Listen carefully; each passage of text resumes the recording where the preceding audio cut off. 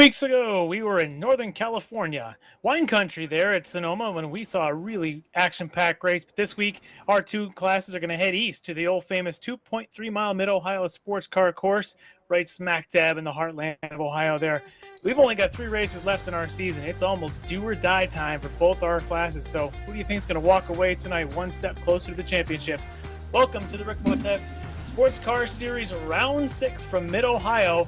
I am Larry McLeod alongside Austin Knight tonight. In our production booth, we're going to have Alex Simpson and Dennis Branch. Austin, first, welcome back to the booth. Yeah, it's great to be back in here. A seat I'm very familiar with outside of a TCR seat. The race in Sonoma was very fun to watch. I wasn't taking part, so a lot more fun to watch than it would have been to be in the race from my point of view. But yeah, Sonoma, amazing race, and it's great to be back here. Yeah, it's great to have you back, and now with a different perspective. You've been driving these TCR cars, at least for a couple of the races now, and really getting a first-hand view of how tough let's start with that class here. Let's talk about how tough that class is. These D2D races are just killing it right now. Tell me what it's like to kind of go alongside with these guys. These guys are aliens. At first, when I first joined the series, I'm just like, TCR. There's not really much to it. Front-wheel drive car. I drive a front-wheel drive car in real life. I've taken autocrossing here and there, but oh my goodness, it's just another level of these guys are pushing these cars to the limits. And these guys are the best. I gotta say, they're some of the best TCR drivers on the service. Because I'll hop into a official GT4 TCR session, the IMSA Pilot Challenge, and I would win those races just barely, and I'd be like, all right, I think I have a chance. These guys are beyond good. So these are some of the best TCR drivers on the service right now. Yeah, and a couple weeks ago, it was Eric Violette taking the win there at Sonoma, followed closely with John Allen, just then ahead of Brandon Whitworth and Andrew Liss. So John Allen's been able to kind of sneak himself in there to the D2D racing. But it's been tough. Those guys, as you say, are just dominant. And that's in our TCR field. We've also got GT4s running tonight, and that series hasn't been quite as close. You know, tell me a little bit about getting passed by some of those leaders, and who do you think we're looking for tonight outside of the normal Elvis Rankin? Yeah, I was just about to just say Elvis Rankin. When I race there, Elvis and I, we have a little fun jabs at each other whenever he laps me, you know. Sometimes he'll buzz the tower just a little bit, and or I'll just not get it out of his way. You know, just fun stuff like that.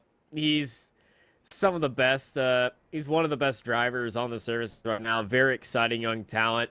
Mike Dam, also one of those exciting talents. Tony Kernal, Jeff Jacobs, Travis Swanky, Chris Thorne, and Robert Hartley, David Payton, Bobby Childs, Russ Roddick. Every single one of these, I just named the entire GT4 field that's on the grid right now. All of these guys is just a who's who of Ricmotech Sportscar Series GT4 drivers. Yeah, and they're about to face this really difficult Mid-Ohio track and all of its crazy undulations that are facing them. So why don't we go ahead and take to our track guide and see what this place is all about. Welcome, everyone, to Mid-Ohio Sports Car Course, located here in beautiful Lexington, Ohio. Great to have you with us as we provide you your track guide today around this incredible road course, 2.25 miles around this place. And let me tell you, it is an exciting one. Let's get started here as we head up the front straightaway. You'll notice our pit area to the left as we come across the stripe and start setting up our entry for turn 1. We're going to drop down into third gear here and let that car rotate, get right back to the bottom, come back to throttle to get a nice launch off that track out of the exit and head up the hill here to what's known as the keyhole. Turn 2, overtaking opportunities here at entry. This corner just falls away from you, and then you want to come right back to bottom, get that nice good launch up onto the backstretch here at Mid-Ohio. Very fast section of the track, probably the fastest section. And of course, overtaking opportunities here will definitely take place coming down into what's known as Turn 4 and China Beach. Big heavy sand area off the left of this corner right there for drivers that missed that brake zone. Now we're up into madness. This is a blind entry in one of the most famous corners here at Mid-Ohio. Very tricky one. Back to the right through 6 here. And now we're going to head up into the S's underneath the Honda Bridge, over the crest, Down into another blind entry here, or blind exit rather, as we come up over the hill into Thunder Valley. Careful coming to throttle there. And of course, into the final section here, one of my favorite parts of the track. Back to the left, come back to throttle, up into a blind entry here, into the final carousel. Catch this right back to throttle, up into third gear, and out of the exit of the final corner, and across the stripe. There you go. There's your track guide for beautiful Mid-Ohio sports car course. And that was a lap around Mid-Ohio. Boy, this place is just one of the toughest tracks anywhere. In fact, in some regards, it reminds me a little bit of Sonoma, Austin. I think you've driven both of them. A little bit of little similarities between them, you think? Sonoma and Mid-Ohio are two of my favorite tracks here in America.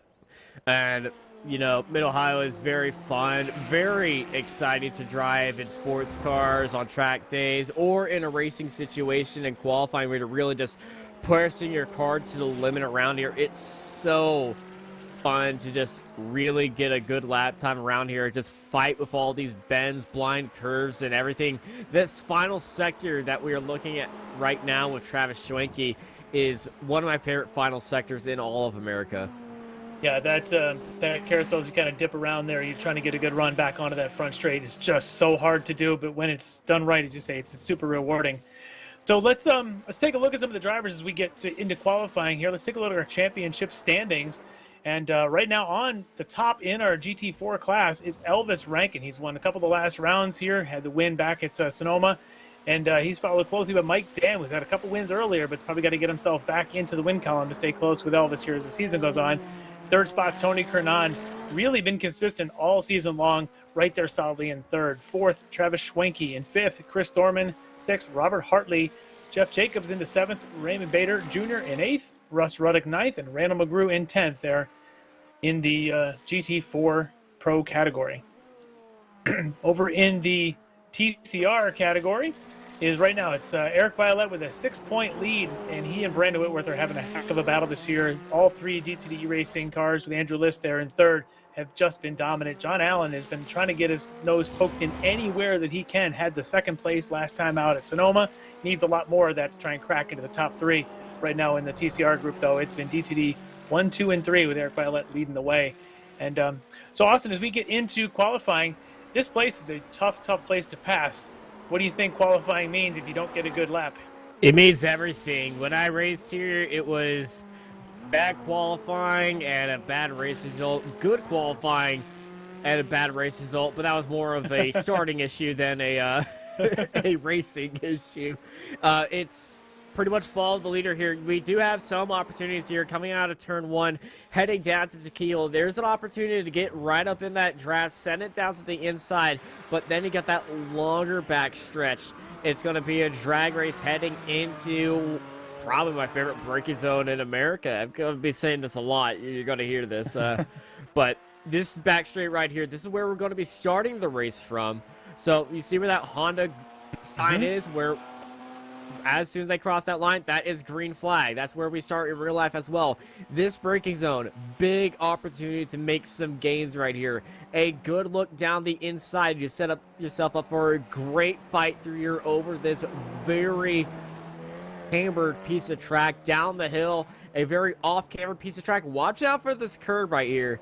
And we should be single file right there, but this double right-hander, I gotta say, it's very single file, but if you try to go for a move right here and you make a mistake, it's a blind apron, blind apex, blind hill crest. That's a very popular place to have massive pileups. Yeah, I think we're going to be seeing a little bit tonight. We're going to see a lot of that, and then we also have our two classes mixing it up. So, you know, we're kind of forecasting for maybe about 2 laps more for the TC or for the GT4s than the TCRs. That's 2 different opportunities for leader-on-leader passing. And as we wind down in what's expecting to be a very tight race, no one's going to want to give ground to let the faster ones through, down to somebody holding ground and holding someone up. We could be seeing a lot of that here tonight. So as we've got a few minutes into qualifying underway, you can see already that Elvis Rankin's got the top time so far, with Schwenke, Payton, and Childs right now just following in behind him. And until now, Mike Dam comes in. And Mike Dam, he's a guy that really needs a good result here. Had a bad result a couple of races ago. Other than that, he and Elvis were trading wins. But I think Mike, for consistency, needs to get a win here, no worse than a second to have a shot, I think, going into the last couple of rounds. Yeah, absolutely. Mike Dam, one of the top guys in the series, but like you said, has had some bad luck here and there, but currently sitting in first place as we're looking at first place on the TCRs of Brandon Whitworth as he's coming through. Well, I always get this confused because I keep wanting to say China Harbor, but it's not called that. The beach. It's the beach. Yep, big China beach, all that sand, just wanting you to go in there.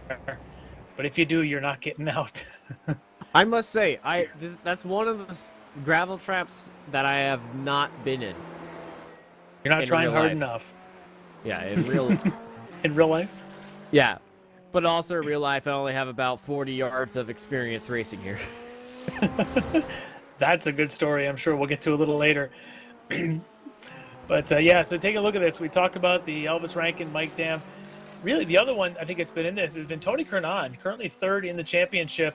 Mr. Consistency, if you look at him across the board, just podium after podium, right on through. Just a fourth place the last round was the only time he wasn't on the podium.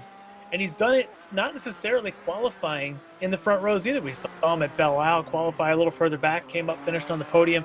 He's been a guy that's just continues to get faster and faster. And I think tonight's race is going to be 75 minutes, or some of the other rounds at 60. Kernan's one of those guys I think that gets faster and faster as the race goes on.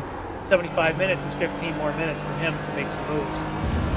Yeah, it's one of our endurance races here, so fuel calculation is going to be a little bit different, a little bit more stressful. We might see some drivers run out of fuel on the final lap. I'm pretty sure I know a few drivers when we were over in Canada for Mosport filled up their cars one lap short.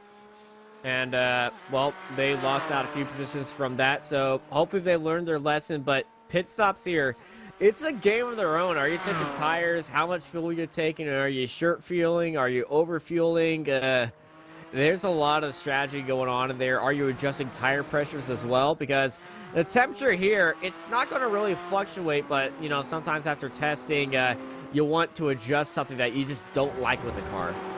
It's true, yeah, and that leaves you with one more lever in the toolbox there that even during the race you could potentially do. No. So Kernan losing it a little bit there, just coming out of the S's there for Kernan, not going to be his quickest lap on this attempt. But you're absolutely right, you know, with the strategies of fuel loads, when to stop, in addition to whether or not to take tires. And tonight, you know, I think we would expect the traditional TCRs would take the fronts, but the GT4s, it's kind of up in the air whether they'll take any or take all four. The GT4s are always a toss-up. From what I've been talking with the guys throughout the week, they are not planning on taking tires. It's just an extra 15 minutes. They usually go about 45 minutes, about 30 to 45 minutes as per se. And really, if they're going to be gaining all that time, they are not going to be taking tires. But since it's a bit longer, it's seeming like a tire strategy might be the go-to, because I'm talking about the sprint format where it's an hour. That extra 15 minutes, more time on track, more time to put that new rubber down onto the track and get it warmed up to temperature, up to snuff, and well, gain back that time you lost. Well, we also know track position is pretty critical here. You've run your share of races here, maybe not in real life, but in the sim. Passing, you talked about it a little bit, but how difficult really is it? Give the audience something really about how difficult this place is to get around. Every time you want to get around somebody, it's like trying to pass the old lady in the grocery store aisle. I gotta say, every time you want to make a move, they're moving the same way. There's a corner after a corner after a corner after a corner. And that's why I said the best place is heading into China Beach or into the keyhole. You got those straights, you got the drats. But even though, after the keyhole, you still have a little bit of a kink right there, so you're still going to be dealing with that, and you have to time yourself very well to look down the inside and make sure that they're not going to get the drats back on you, and you don't have a GT4 sending it down your inside or a TCR breaking up your fight. So it's it's incredibly hard to pass here. So it's all going to be about consistency and how long you can stay on the car in front of you and how well you can qualify. And maybe with that being so difficult to pass, somebody might decide they're not going to take on those tires and keep the pit stop short, because taking the tires on you might be fast, but if you can't get by somebody, it doesn't really do you any good, does it? Yeah, lap times and consistency and pit stop strategy are going to be the keys here today at Mid-Ohio. And and dealing with traffic, faster traffic or slower traffic, depending on your class, is also going to be the big thing. Now, slower traffic does have the right of way. Sorry, GT4s. I know in official sessions they would, fight me for that one. But here, the race stewards have made it very clear that TCRs do not have to get out of the way. They're within their own right to just hold their line and everything. And, the drivers, when they're racing here, they do communicate with each other here and there, saying, hey, I'm going to stay on the inside, you go around the outside. So they try to make it easy on everybody. And so traffic management here is going to be very important, but it's not going to be that big of an impact to where we see in like the Nürburgring 24 hours or Le Mans 24. I'm not allowed to mention that word. Daytona 24 hours. Yeah, but I think it'll still have a lot to play tonight, as we've got pit stops, we've got multi-classes, and the fronts of those classes are certainly going to want to be fighting for every inch, because we are here entering round 6. There's only 8 rounds in this series. Locking in points right now is going to be critical. So as we look here at the end of qualifying, most of our drivers now have got their 4 laps in, as that's the rules. You get 4 times at it. After that, you're just practicing. But out on top right now, looks like Elvis Rankin is going to be provisionally on that pole in that class there in the GT4s. Mike Dam, 29,000. So that just shows you how close those two drivers really are. It seriously is very close, and it's going to be exciting to see on how these guys continue to, as you say, keep this time up. And if Mike Dam and Elvis Rankin are keeping their qualifying time and staying within a tenth of each other in lap times, it's going to be an exciting race all the way up to the pit stops, and then it's going to get into the real mind games with each other. Who's going to pit when? Who's going to be taking tires? How much fuel is this person going to start with? Who's going to be starting with this amount of fuel? Who's going to be taking this amount of fuel? And who is just going to be sitting behind the other one saving amounts of fuel? And that really can't be understated. There's a lot to the strategy of trying to do a fuel save and just, pit a little later and then be that much less time in the pit stop sitting still while your competitors are out there burning fuel. So there's definitely something to that and that strategy. And I think looking at the TCRs, we're looking at similar situation with Eric Violette and Brandon Whitworth, just a tenth apart for those two. 1 and 2 in the standings, 1 and 2 right now on the grid for the TCRs. That's again a tight battle between those two teammates. Yeah, we've seen those two teammates, and the D2D guys have a little bit of history of unfortunately hitting each other in closing moments, which, usually I would say is never a good idea. But when I was on the track and it gave me my podium, I was totally fine with it. I didn't notice that it happened until I came across the line and my number changed to a 3. But well, the other one that's in the mix in that class, and we were talking about him to try and break in between the D2Ds, is the outsider, that John Allen. I don't know that we're going to see him tonight. I see he's signed in at some point, didn't really take any practice, and I have not seen him lay down a qualifying lap yet. So John Allen may not make the show here, which is going to hurt his chances to try and get into the podium for the season points. Yeah, a few drivers, get in here, test out the field, but then something happens. That's kind of been like why I haven't been in the series in the past few rounds. A bunch of real life stuff, I get into that groove and everything. And then, next thing you know, something happens or you just ain't feeling it. Well, I'm getting word that he may be just kind of worn out from doing some, we'll call it analog racing last weekend. So that does tend to get to a lot of folks. So hopefully he's listening and watching tonight and seeing how the classes roll. But I don't think we're going to see John. Another one that I haven't seen yet is Chris Thorman, who's currently in the 5th spot in the season points in GT4. Have not seen him turn a lap either. So there's a couple of guys that are not going to be here at Mid-Ohio tonight. I believe John was out and was out with the SCCA over the weekend over at Summon Points. They had an event over there. Yeah, well, a lot of these guys do that double duty, and I've seen John. He runs his Spec Miata always fast, and but we're not going to see him tonight as we get ready to bring you the grid, the final grid. Let's line them up on the pole for this race here at Mid-Ohio and GT4. It's Apex Racing's own Elvis Rankin leading the way there on the outside of row 1. Orion Racing just 29 thousandths behind is Mike Dam. Row 2 on the inside, Tony Kernan would love to get a strong another podium finish here for Tony. He's on the inside of row 2. He'll be on the outside, lined up with Travis Schwenke from the Orion Racing outfit. Row 3 on the inside is going to be another Orion Racing driver, Robert Hartley. He'll be alongside Jeff Jacobs in the StreetSurvival.org outfit there. That's your row 3. Row 4, David Payton from D2DE Racing alongside Bobby Childs, of course, from D2DE Racing.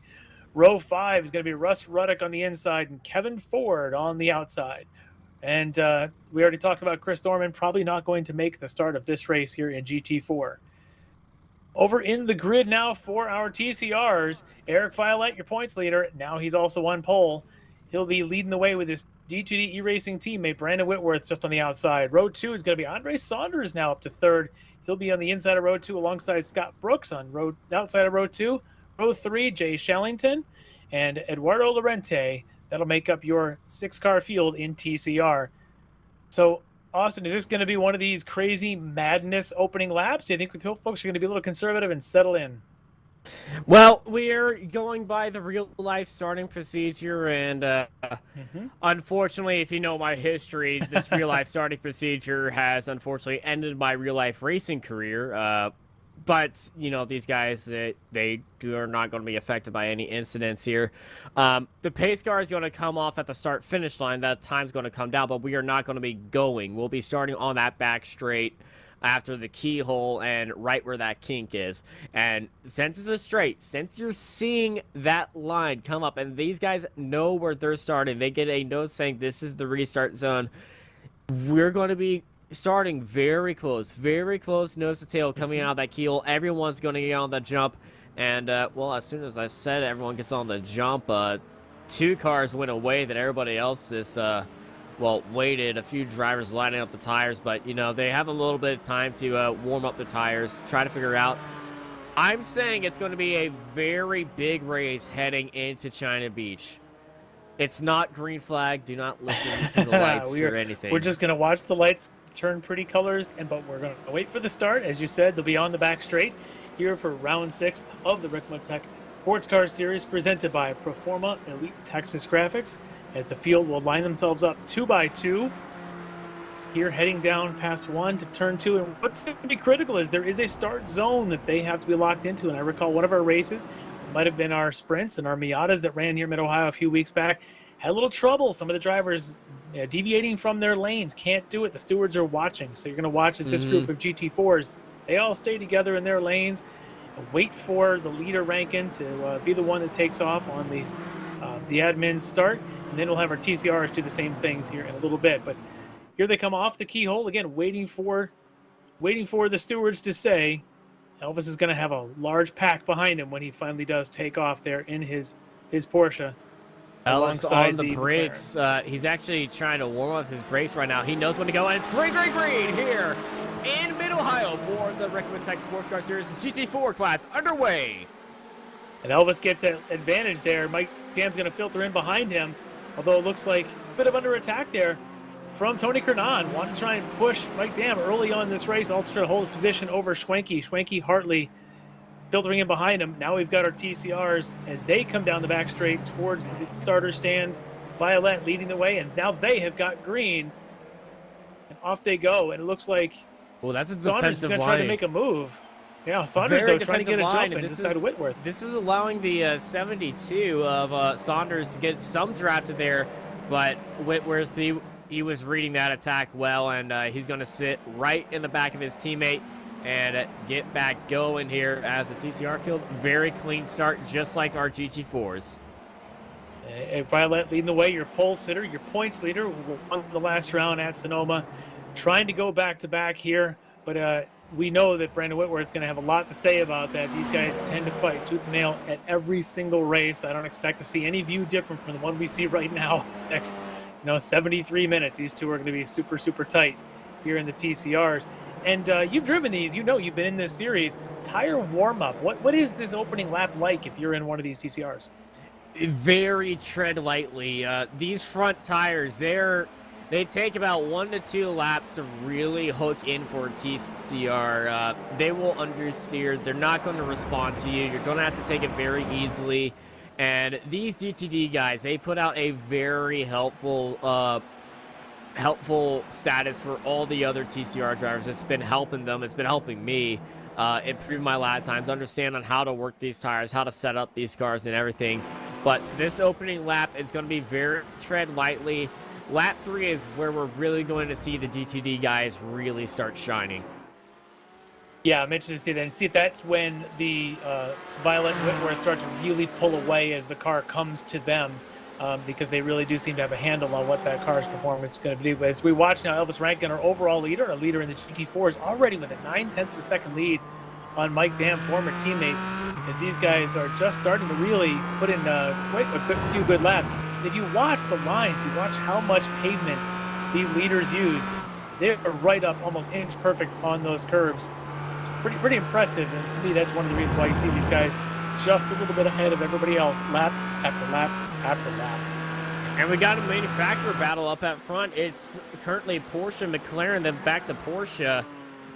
We do have a BMW driven by Russ Ruddick in the back. Kevin Ford is registered as a driver, but he is not going to show up right now of all the drivers in this 14-car grid. Very low grade number today. I know Cinco de Mayo is coming around, so people are getting ready for that. And, you know, it's May. People are out with family, out on vacation, and it's the month of May. And I already know people packing caravans for a very special event in Indianapolis. There's usually something coming up toward the end of May now, isn't there? Yes. Down that way. But also I think these guys that are serious in the core that's out here week after week, it's really impressive to watch them. And I drive a couple of different things in the sim. I've tried to drive some of these GT4 cars. These are really hard cars to drive, the GT4s, to drive them fast and consistent. They just are, they're a little bit soft at times. The brakes aren't really that great because they're more of a street brake.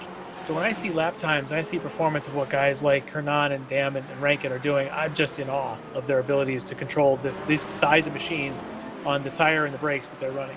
Now, if you want to know something about the McLaren GT4, I've driven this GT4 in real life at Circuit de Americas. I had an opportunity to test it here, and let me tell you, it is a out-of-body experience, but you do have to kind of relearn how to drive. Like, you do feel the car, but the car just feels a little bit weird. As speaking of that, Bobby Childs goes through the keyhole and into the wall in that McLaren, and yep, that's that out-of-body experience I was talking about.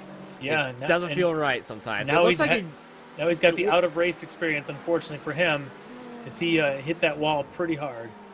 Yeah, it looks like he might have got into the grass and the braking, and that's what really sends out this car. Now, it does have ABS and it does have traction control, but when that car steps out, it just does not want to work with you. Well, ABS disengages the brakes. Traction control gets in the grass, almost comes across. Oh, he does make contact with the DTD Porsche, and hard. But just like you said, just touch that grass on track left under braking. At that point, you're just a passenger. There's nothing you can do. Yeah, and into the hardest braking zone of the entire circuit, there is no amount of runoff that's going to save you right there. If that was happening in China Beach, I almost said Harbor, he could have saved it, but in real life, he would be having to be shoveled out of there right now. So that is going to be the end of Bobby Child's race, because that is his tire was completely gone. And I know that incident's under review. That is all Bobby Child.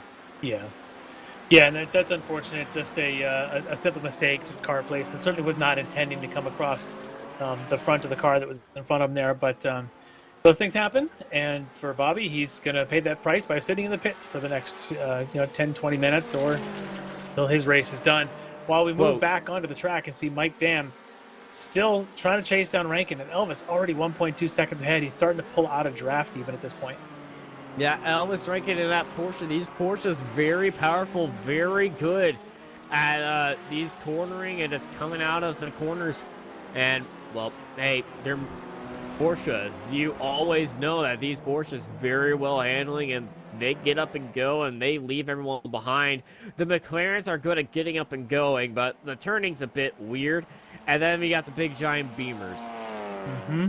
It's just in the name, big giant beamers. They are large, but not many of them here tonight. One. We do see Russ Ruddock out there in his, but the rest of the field seems to have gone with the McLarens or the Porsches here in our GT4 field. But in the TCRs, there's only one, and that's the Audi. And these two, Eric Violet and Brandon Whitworth, are already starting to pull away from the pack there, 4 seconds clear of third place. Yeah, 4 seconds clear of third place. And I got a quote from Bobby Childs. Dang it. End quote. And that is an appropriate, very, very appropriate description of his night for Bobby Childs. He hasn't been in the series for a while. He's been taking a little bit of hiatus, dealing with real life stuff. I know he gets a little bit overworked. He's the person who gets all these paints and spec maps onto these cars and has to deal with me whenever he puts his D2D spec map all over my car. He likes his D2D spec map for I some know, reason. he keeps trying to make me an honorary D2D driver, and I keep saying no. Yeah, well, unfortunately, his race is done, but maybe he can sit back and watch this TCR battle with his drivers, Eric Violet and Brandon Whitworth. And Brandon just sort of sitting back and keeping his distance right now. We know he can run with him, but right now he's just sort of keeping a little bit of space, not pressuring him too much, maybe doing a little fuel save. What do you think? He could already be trying a little bit of fuel save, but I know the GTD boys, they always wait until after, Okay, I'm sorry, I got stopped. That mirror is not straight on David Payton's car. If you look at the right side, it's a little bit droopy. At one time, that car had a right side mirror. It is no longer a right side mirror. He seems to have left it behind, but he's in a battle with Jeff Jacobs out in front of him. And it seems like every week we talk about Jeff Jacobs, and he and David Payton and a few others tend to migrate to each other, and that seems to what happened here is these guys again are coming together, and we always say Jeff's one of the hardest cars to pass. Runs clean, runs good lines, and it's just difficult to get around him. We'll see if David Payton in another D2D e-racing outfit, this time in a GT4, can get his way around Jeff Jacobs. Yeah, Jeff Jacobs, very experienced driver. We've seen him around. He's going to be a challenge for David Payton to fight. And while I'm looking at our production feed, there is no mirror on his car. On my screen, I have a Italian mirror to where it's just hanging off by all the electronics and it's just flopping around in the wind. Is that what that's called, as an Italian mirror? Yes. Okay. Talk to Marco. We got a thing in the IGP Fun series on Sundays. Whenever somebody's rear wing is just bouncing around, we call it the Italian rear wing. I've heard of Italian tune-ups. I don't think I've ever heard of Italian wings and Italian mirrors. You obviously have not watched Rush enough. You know, it's true. I have. I need to watch that again. It's certainly one of the best. But David Payton and that Italian mirror are doing everything he can to stay with and trying to find a way around Jeff Jacobs. Jacobs is battle right now for 6th here in the GT4 and in the overall in the race. These guys have fallen back a little bit from Hartley and Schwenke, who have their own little battle going on out in front of them.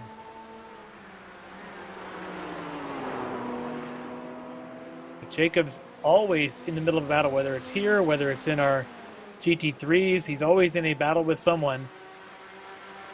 Good guy to go racing with. Payton, though, a little closer this time by as they come down to the keyhole, turn down toward the back straight. He is definitely closer than he's been in any of the previous laps. Might be able to make a move here. Austin, inside or outside on the back straight? What's your choice trying to make a pass? You always got to go down to the inside is the most obvious way, but I would say trying to force a move around the outside to set yourself up for the hairpin on the other side of this corner. Entering it side by side, you're going to have the inside line and then the outside line for this corner.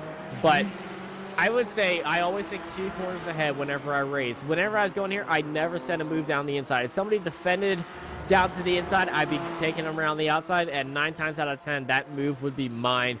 And you kind of got to outsmart people right here, but to first make the pass, you first have to be beside the person entering in the corner. You can't make the pass with 5 car lengths back, and I really wish people Skip Barber would stop trying that on me. Yeah, and that corner, that that turn 4, coming at the end of the back straight, you're right that it's definitely not your traditional pass on the inside and go for the apex, because it definitely turns into the opposite. As soon as you make that right turn, you suddenly have a turn for the next part of that madness section. You're going to be on the outside if you had tried to go the inside at the end of the back straight. So I think you're right. Some of the best passing is to go outside at the end of the straightaway. As Kernan now has closed up the gap to Mike Dam. Dam definitely under pressure in the McLaren from the Porsche, Tony Kernan. Now you can see the difference between the GT4s. That McLaren pulled a lot faster away, but now watch how much time Tony Kernan's going to get in this section. You see a little curb strike from both these drivers taking the both same lines. Tony Kernan right back on the gearbox through that corner. That McLaren, not as flicky as that Porsche is. That McLaren more of a straight line prodigy than the curvy boy of the Porsche. Good description there about just chucking it in there, and now it's just sort of flick. And that's exactly what Kernan did as he approached that kind of crest of the hill apex there at Madness. Same thing here.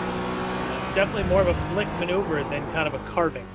Oh, Kernan deep on the brakes, almost getting into the back of Mike Dam right there. And Dam, oh, he's really thinking about his decision right now between these two cars. He's going to be... Now, Dan's got the right car in this situation to defend from a charging Tony Kernan, but his tires are very overcooked. He's been off the track at least 3 times. He's overheated some of these tires as well.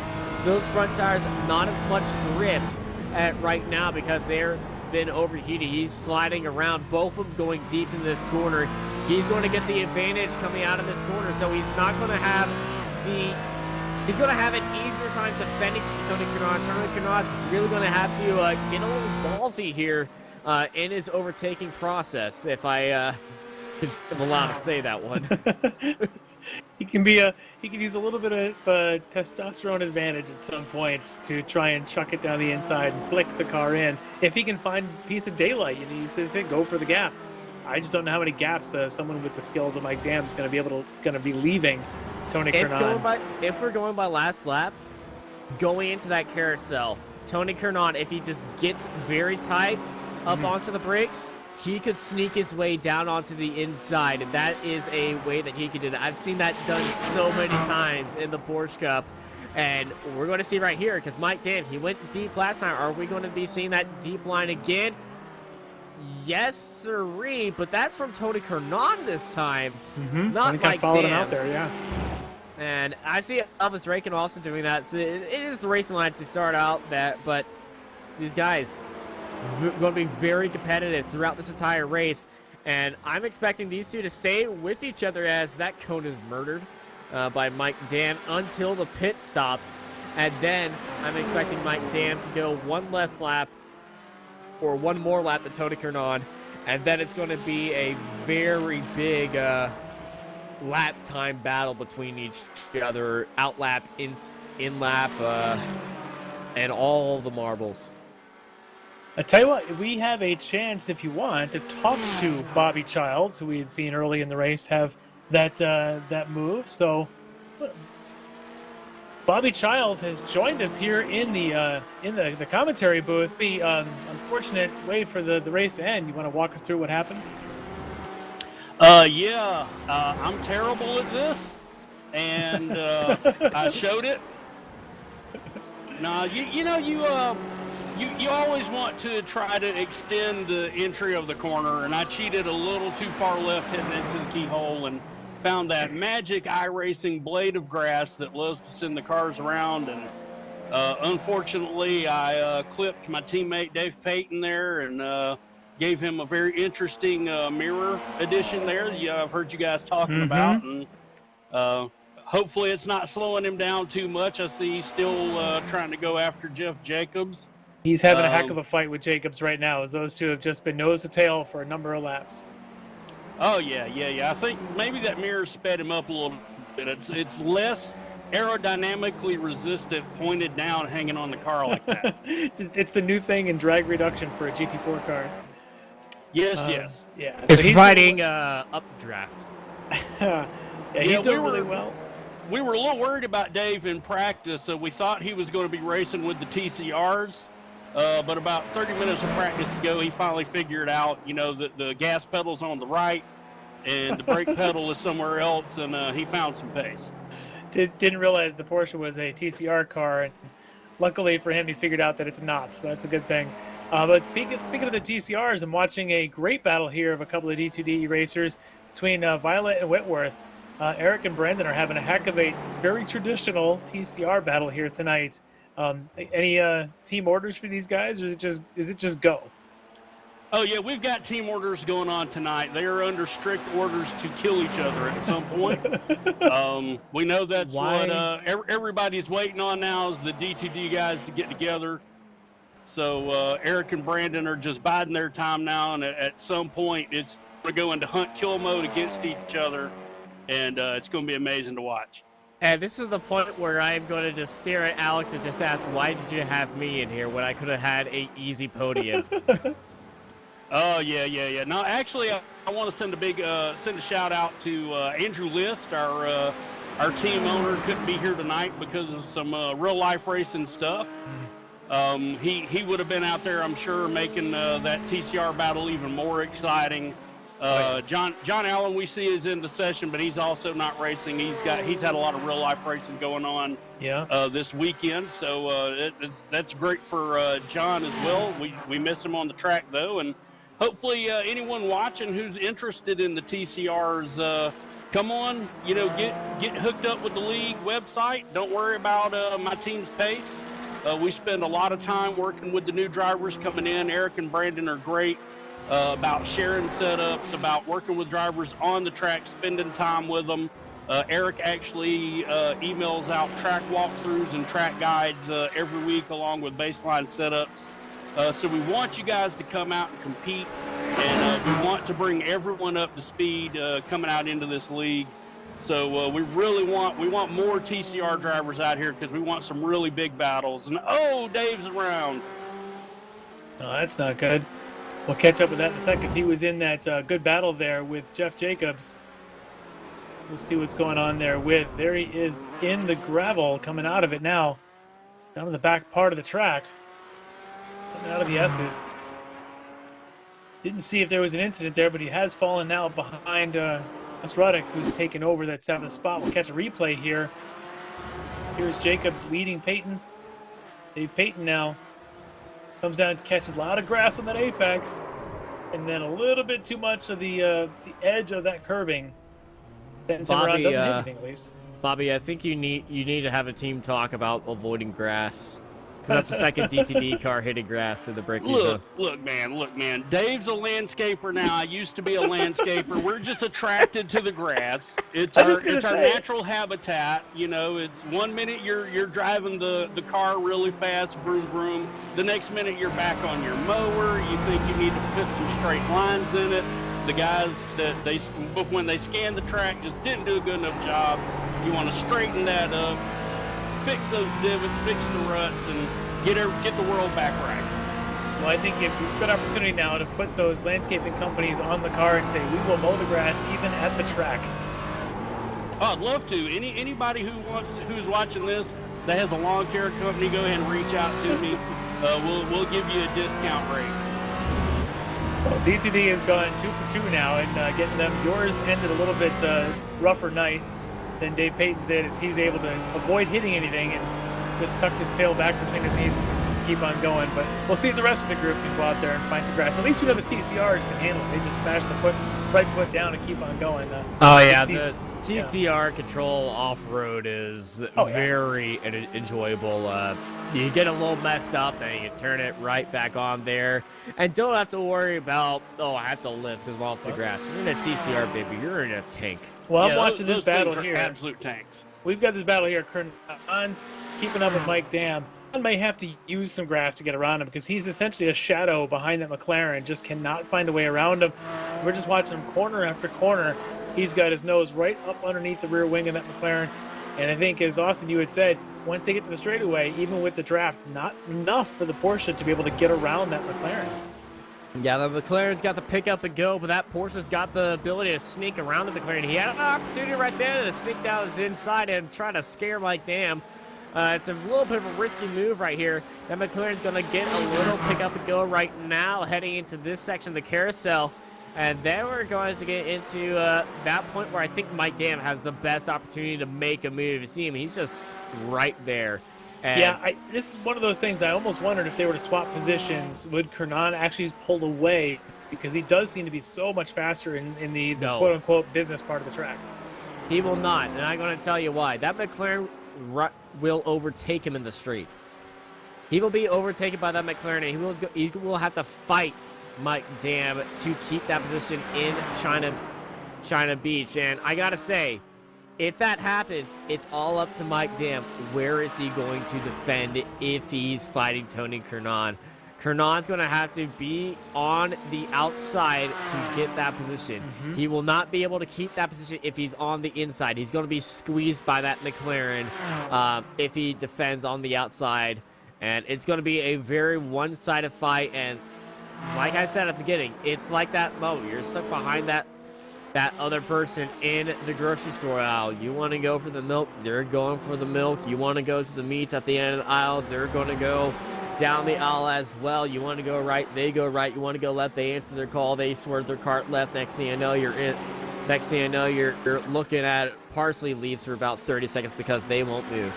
I want to know where you go grocery shopping, man, because I don't have these kind of full contact sport events at my grocery store that you're describing. You've never been to a Texan grocery store? Look at this moment down the inside. Here comes Tony Kernan, exactly right at where he needed to be in the carousel. Kernan up into second place. Yeah, huge slide there for Mike Dam. Just a big slide as he came down that little bit of a downhill braking point. And Kernan just jumped the opportunity. Now, as you just said, though, can he defend down this back straight, or can somehow Mike Dam just sort of maybe give a push draft, the two of them together? I think they may have a shot at catching Elvis Rankin. They're only 4 seconds back. Yeah, Porsche is just such an overwhelming platform right now. It's got such great downforce. It can really break in hard and deep, really carries a lot of mid-corner speed. So Mike's actually done a great job to hold Tony off for as long as he did. We see the McLaren does have a little bit of an advantage on the straights, but those Porsches are just so overwhelming on corner entry and mid-corner. They're very, very tough to beat right now. And we saw that with the way Tony was able to, all he needed was one little slip from Mike, and he was able to jump right on it. Yeah, I'm really curious if Tony can build a little bit enough of a gap here in this part of the track to then not have to worry about the draft or even the overpower of the McLaren down that back straight to have to worry about an overtake. He's already put a couple tenths between himself and Mike Dam here just on this lap alone. He's doing a great job, kind of what he needs to do. But on the other hand, out in front of him, Elvis Rankin's driving a very similar car to Tony, and Elvis is doing everything he can to continue to pull away. Doesn't want to see that time come down. But Kernan definitely got the pace on tonight. Yeah, Elvis is a really, really tough customer. I remember one of his first races with us at Mosport in the Mazdas, and I was racing him door to door for we're racing for 9th, 10th, 11th, something like that. And now he is basically taking what in this league you might call the Aero nom position. People who've been watching this league for a long time know that Aero was kind of the guy. Fittipaldi. He was the guy. He was the Dale Earnhardt in this series for a long, long time. And now Elvis has taken that spot. He's such a young guy, but super talented, super fast, and he shows that every week.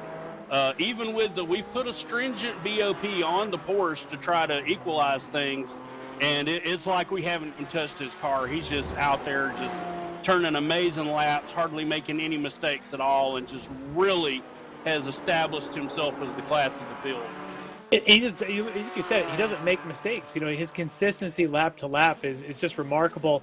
And any other driver on the platform, if you're watching and you're listening to this, that's the thing. It's not necessarily that one golden lap you can turn. It's whether you can do it for 75 minutes. And that's what I've seen at Elvis. Not only can he put it on pole, but he goes out and runs these lap times just one after another and doesn't make that mistake. We saw Mike Dam was a fantastic driver make that one little mistake and it cost him a position. We rarely ever see Elvis Rankin do that. We've seen we've seen some miss refuels happening. We rarely ever see him put a foot wrong, and right now he is absolutely, as you say, the Aero nom of today's field. Love to see Aero come back. Aero, if you're watching, come on back, man. I ran against him in the Spencer Ford in that Weekend Warrior series. It's on Apex TV. Seeing his pace there, heads up, and just in awe of him. See him come back with this. I was actually racing with Aerodom over in his over in the SimLabs area. He is still driving that Ford 500S. Yeah, he's married to that car. And when we retired it, he was like, "Okay, guys, I'll talk to you later," because that's his car. He loves that car. That's where he lives. And you know, sometimes you just find a spot where you live. Like for me, for a long time, it was the Mazdas at Lime Rock. You would find me there every weekend, anytime they were running Lime Rock. And of course, I've moved on now. I'm a Ferrari 488 guy now. I absolutely love the car.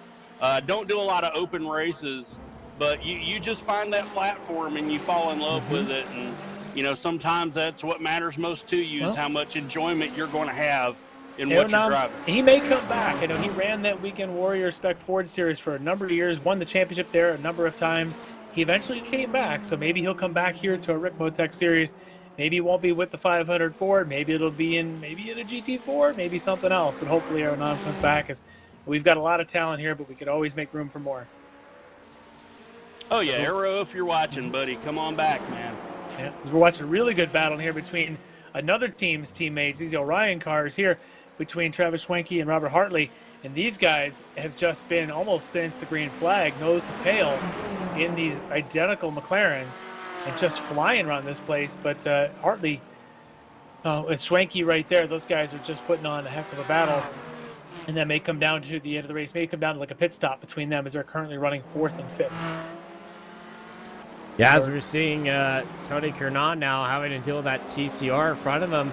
And this is where he can really pull away from Mike Dam, use that Porsche nimbleness to his advantage. And this is exactly where he would need to be, right, just cutting that TCR and himself with that McLaren.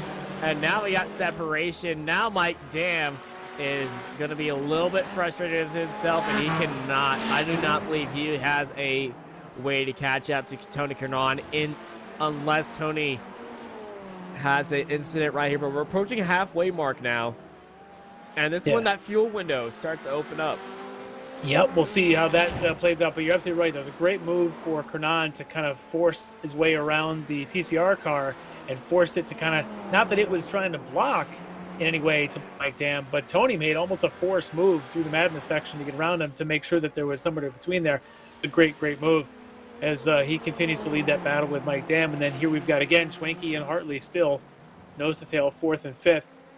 But Bobby, I appreciate you joining us, and I'm sorry that you're not here for a podium talk. Instead, you're a mid-race talk after the race ended there. But it was great to see you back in action tonight, and looking forward to seeing you in the coming races. I appreciate it, guys. I was so excited for this race this evening. I've had, my graphics card died, my back blew out. I actually had a bout of COVID, and so I was super excited. I did all my little nerd things with my sim rig, got my McLaren dash ready to go, got everything going. I was having a lot of fun in the practice sessions. And man, oh man, this is just a story of my life. Just, here I am out on lap 5. But it was a ton of fun getting ready for this. I appreciate you guys bringing me in.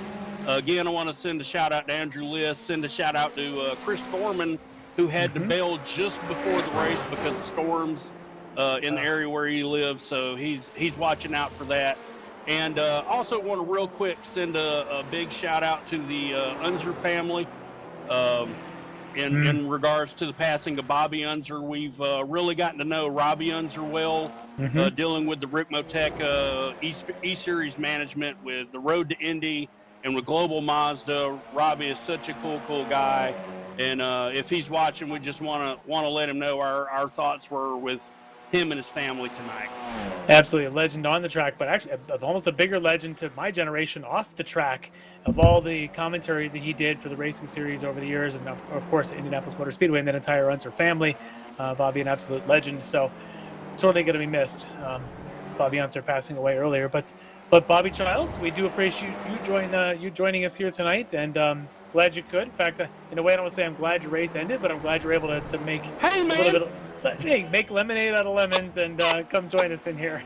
10-4. Thanks for having me, guys, and hope to talk to you again soon. Maybe, at least I finish a race, and that would be, considered a podium for me. Austin Knight finished in a podium a few weeks ago. Anybody can. Oh gosh, shots fired, Austin. Larry, right, I'm right here. Thanks, Bobby. Don't make me change my labor for next round, because Bobby here will gladly put it on the car with a DTD spec map. He might. But, Hey, man. Oh, sometimes opportunities you have to just take. I feel attacked. All right, Bobby, thanks. So if we take a look here, the DTD racers still have not changed. Still got Eric Violet leading Brandon Whitworth here in the TCRs. Again, still just a half a second between them as they make their way around one more time, as we're right now on lap 33 minutes in this 75-minute race. And these guys, we've seen them before pit together, but I think lately we've seen more of them pitting separate. So, and I wonder here if Whitworth's been taking this opportunity to do a little bit of fuel save. He could obviously do a little bit of fuel save right now, but Whitworth, he is attacking Eric Violet. And hey, we're reaching that point where Bobby said the DTD guys are going to be attacking each other very soon, and just like looks we were like attacking him. Looks like an Elvis Rankin about to overtake them here and lap them, as our leader of the race, leader GT4, is coming up on the two leaders in the TCRs. Elvis going to pick his opportunity. He's got a 5-second buffer. He doesn't need to make an aggressive move. Can wait till they come out of carousel and get him on that front straight. But Whitworth and Violet, both of them, they know Elvis Rankin's right there. Elvis knows that these two are in their fight, but he's not in a hurry to pass him. He's got a 5-second lead. He's going to be using that Porsche power off the straight and get it done very easily, very early on, and not force any crazy issues right now. He might be stuck in a little bit of a box, and this could allow. This could allow a little bit of separation between the DTD boys. A little bit, but I think it seemed to be what Elvis was sort of trying to avoid, was to completely break them up at a bad spot. Here, by getting one on one straight, one on the other, shouldn't really have too much of an impact. Whitworth and Violet still drafting distance apart, and they'll continue that for the rest of the way, as Elvis has now lapped the entire field of DCRs one time. And he'll continue on, as we are definitely approaching the pit window. Might make for a good opportunity as we do approach the halfway point of our race to take us to a short break here at the Ricmotech Sportscar Series presented by Performa Elite Graphic. We will be right back.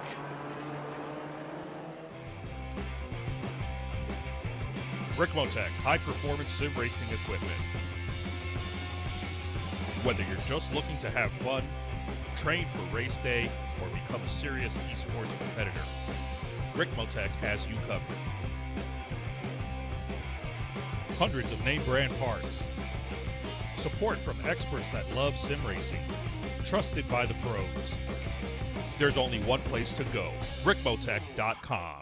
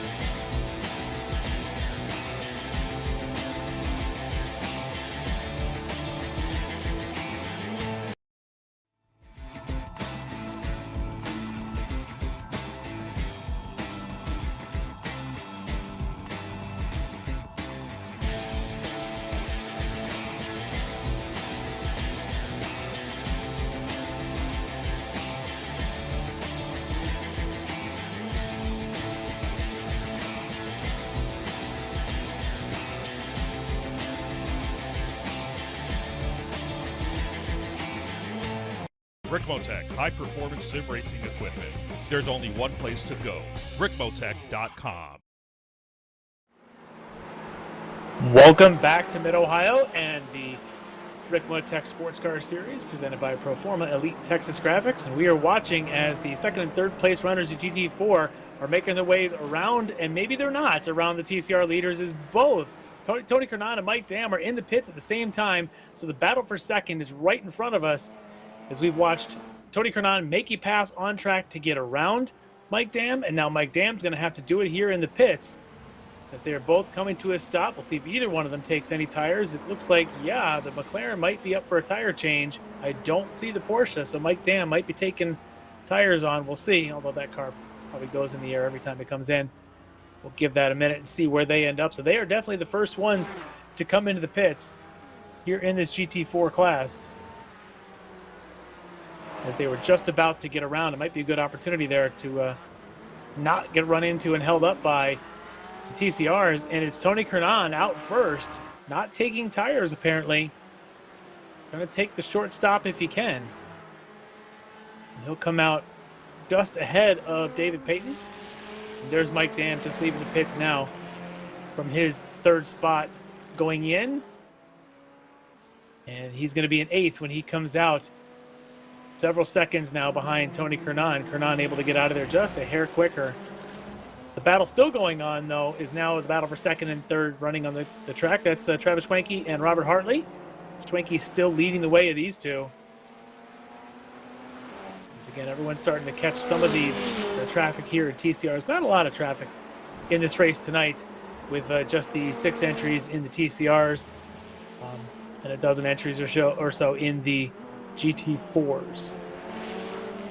As one of them does pit, that looks like Robert Hartley now is in, another one of our McLaren Orion drivers. See if he's able to get in and maybe make a bit of an undercut here around his teammate Travis Schwenke. Schwenke going to go at least one more lap as the pits are active. Give a quick shout out to Greg Ginsberg, who is probably watching this, unable to join us here. He had some other motorsports related activities that took him out of town last weekend, wasn't able to get back in time for. So Greg, hope you're enjoying. I'm sure Austin's enjoying taking your spot for the night. We'll see you back next week, I'm sure. Yeah, and my tradition of commentating in thunderstorms is continuing. Little thunderstorm there, not from mid-Ohio. We've got some decent weather there, but wherever you are, Austin. Texas. I'm exactly where Chris Thorman is, and I unfortunately do not look at the weather plan before my day starts. You'll be calling this from a cell phone here shortly, I think, but still with us, that's good. So we're keeping our eye on Schwenke now, stayed out there while Robert Hartley came in for his stop. We'll see if Schwenke comes in and if he's able to hold that spot, or if Hartley was able to make the swap. Peyton has come into the pits as well. Well, Hartley, Kernan, and Dan, they all went into the pits. Elvis Rankin and Travis Schwenke, they're both staying out there. And so we got a little bit of a mixed bag of strategy here in the GT4s. Elvis Rankin still staying out. These guys who went into the pits early, they are really going to try to be finishing this race. They're going to be going for a full tank of fuel, and they're going to be trying to just run their own race, perform the undercut as well as they can. I know some of these GT4s, they handle a little bit better on a fuller tank of gas. So that might be what's happening here. Yeah, and when they came in, specifically Dam and Kernan, you see Kernan here, they came in just as they were about to try and make the pass around the leaders, the leaders in TCR. So coming in for them could have just been a spur of the moment kind of strategic option of, I don't want to get stuck in a couple of corners behind a TCR. Let me make my pit now. It does save you time. It does save you time. You will not be passing them at that moment of point. And the cars behind you, they will be passing them. They will be held up depending on where they are passing them. So it is a smart opportunity for them to make that move. Yeah, and then you've got the teammates of Hartley and his teammate Schwenke. Those two had been nose-tail the whole race. It was the trailing car, Hartley, that decided to pit first, leaving Schwenke out there. Schwenke's now doing a few more laps, so we'll have to keep our eye on there to see who's able to do their pits better or who got caught up in that traffic, as Violet still leads Whitworth in the TCRs. It'll be a little while before these guys pit, as I'll be curious to see, does Whitworth try to undercut or perhaps save some fuel and stay out there a little longer than Eric Violet? Guys are moving around here pretty good, though. still turning lap times at the 130s. Only about 2 seconds, maybe 3 seconds most difference in lap times here tonight, which is why it took us 25 laps for the leaders to finally catch the other leaders. So pretty good mix here at Mid-Ohio for all these cars. Yep, very good mix here. Small field, like we mentioned before, a lot of drivers are a little bit sore from real-life racing or thunderstorms in the area. And then there's me. The draw of the commentary booth just was too much to pass up, I know. We appreciate it. Yeah, I've missed being in here, and I miss talking on Monday nights, and I needed to ignore my dog for another night.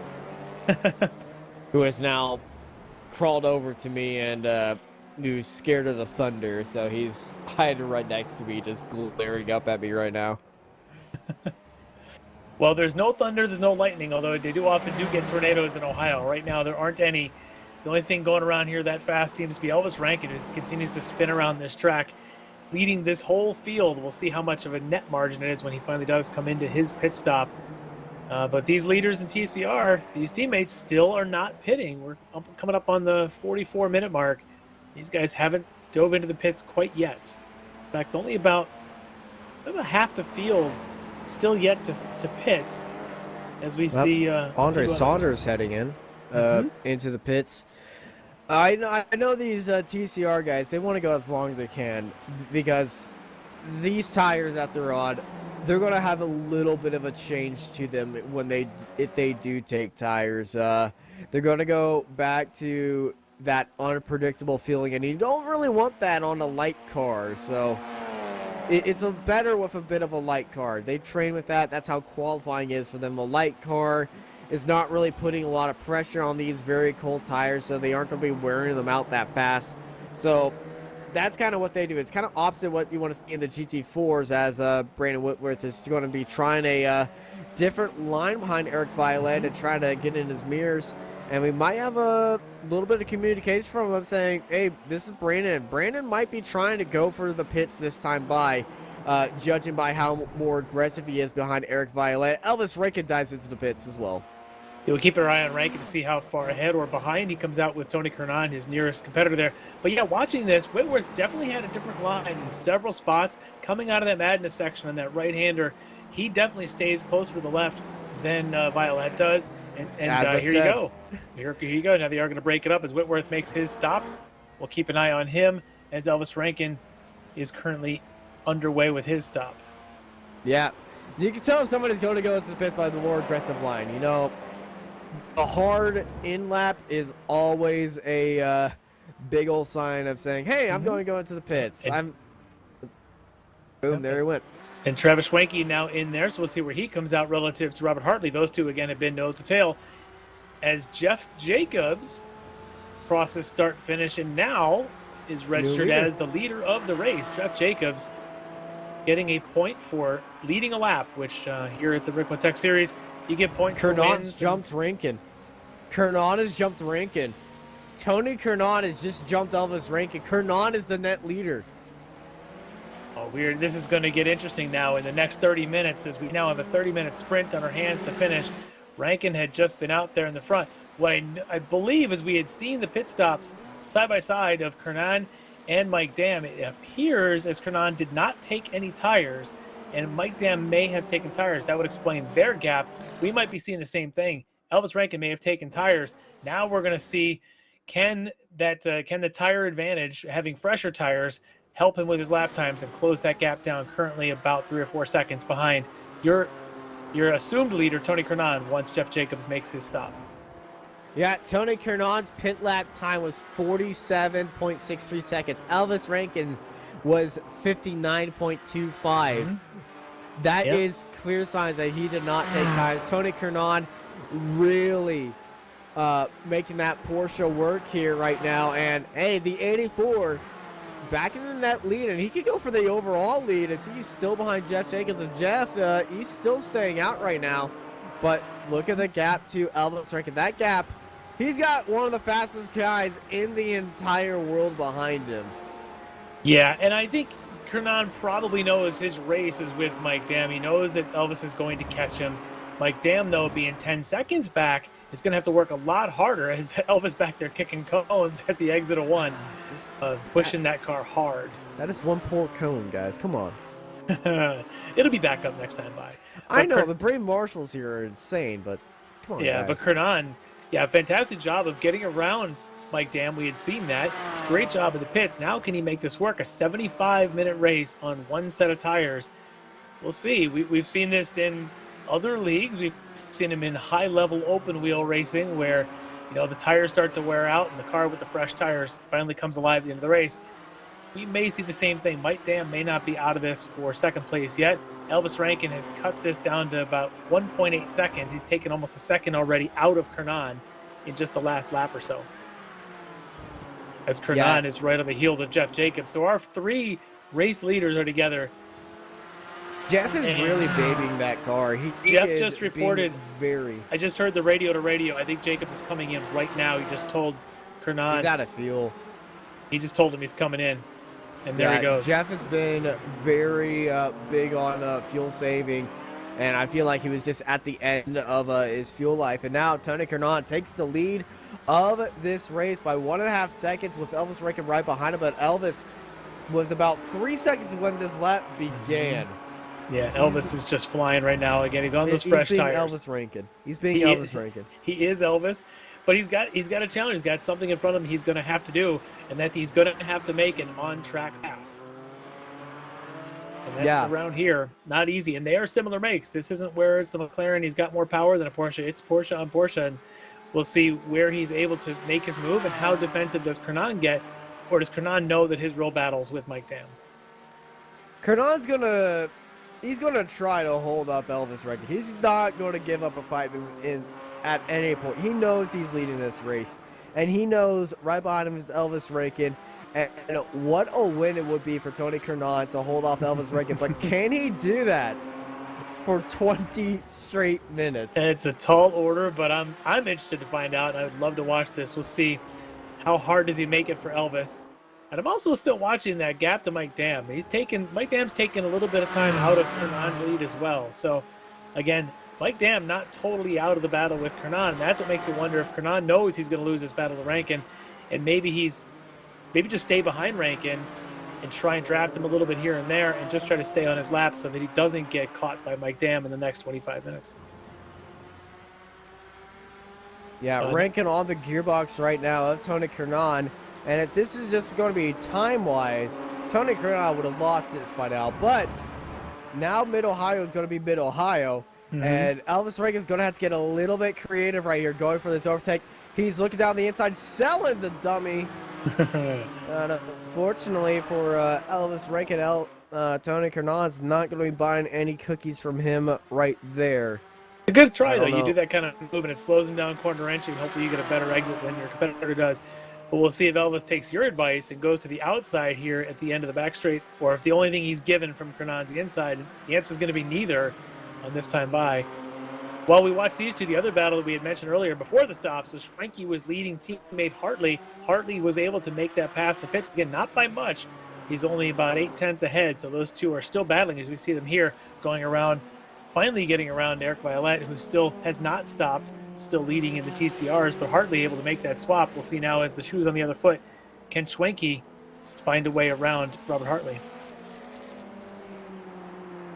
Yeah, Hartley and Schwenke, they're in their own little scuffle right now in the fight for 4th place as these two McLarens looking very nicely with each other as, well, they got a TCR in the tail, and, hey, they're trying to catch up to Mike Dam. And I'm keeping an eye on that gap there with Rankin and Kernan as they are down on the front straight heading through turn 1 right now. And I'm sure, again, Rankin's going to be doing some pressure to try and make that pass, either into Keyhole or in towards China Beach. Right now, there he goes. He goes. He's going to try to force a little bit. Oh, he's going to go for the switchback. It was a deep move by Tony Kernan.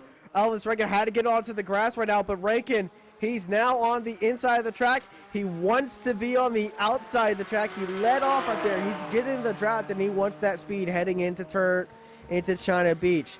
He's looking down the inside, but he's not committed to that line. He knows he needs to be on around the outside right here to guarantee that move.